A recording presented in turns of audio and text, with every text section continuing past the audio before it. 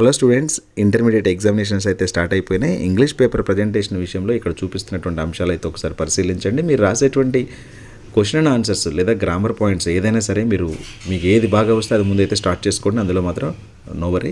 Grammar బాగా చేయగలిగే students అయితే సెక్షన్ బి నుంచి స్టార్ట్ చేయండి. అన్నీ కూడా నీట్గా ప్రజెంట్ చేయండి. ఎక్కువ మార్కులు స్కోర్ చేయగలను అనుకున్నప్పుడు మాత్రమే సెక్షన్ బితో స్టార్ట్ చేసుకోండి. అండ్ ఆ తర్వాత మీరు ఎలాగో ప్రోజ్ సంబంధించినటువంటి పోయిటరీ సంబంధించినటువంటివి రాస్తారు కాబట్టి అక్కడ కూడా మార్కులు తెచ్చుకోవడానికి అవకాశం ఉండింది. సో ముఖ్యంగా గ్రామర్ రాసేటప్పుడు మిస్సింగ్ లెటర్స్ కానీ, స్పెల్లింగ్ మిస్టేక్స్ కానీ, అండ్ తర్వాత మీకు ఇచ్చే సిలబల్స్ కానీ ఇంకా ప్రతిదీ కూడా మీరు జాగ్రత్తగా రాయాల్సి ఉంటుంది. ప్రిపోజిషన్స్, ఆర్టికల్స్, పార్ట్స్ ఆఫ్ స్పీచ్లో చాలా కేర్ అయితే తీసుకోండి. సో తక్కువ ఆన్సర్స్ ఉంటాయి కాబట్టి డెఫినెట్గా నీట్ హ్యాండ్ రైటింగ్ కూడా మెయింటైన్ చేయొచ్చు అనమాట.